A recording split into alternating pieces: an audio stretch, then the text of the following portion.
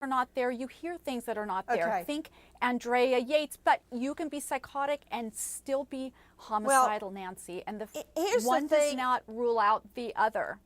Here's the thing that's different in this case. Unleash Your Lawyers, Dwayne Cates, LA, Jeff Gold, New York. Jeff, unlike a lot of other mothers, can I see the lawyers that have murdered their children? And I'm talking about, you can't get away from Susan Smith.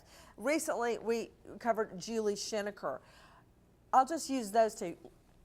Both of them very carefully planned out the murders. There's Schenecker. I mean, she planned that murder days ahead of time, possibly longer. She had to go buy a gun. She had a waiting period. She even wrote in her journals, well, the evil is now going to start on Thursday because of the waiting period on the gun.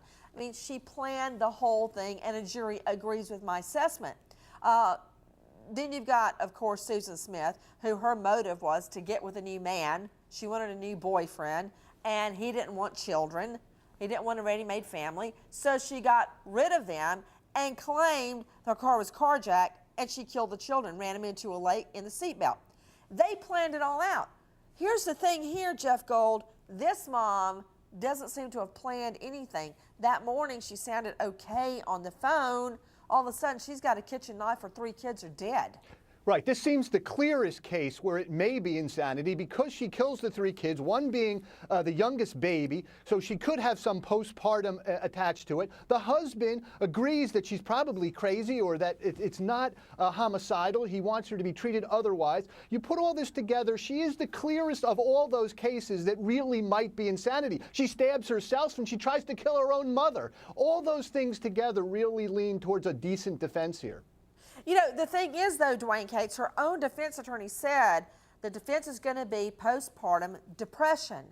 Depression is not going to cut it as a defense to this. Now, if we get into psychosis like Bethany Marshall was just describing, that might work. But you're going to have a lot of mothers on the jury that have actually had postpartum depression.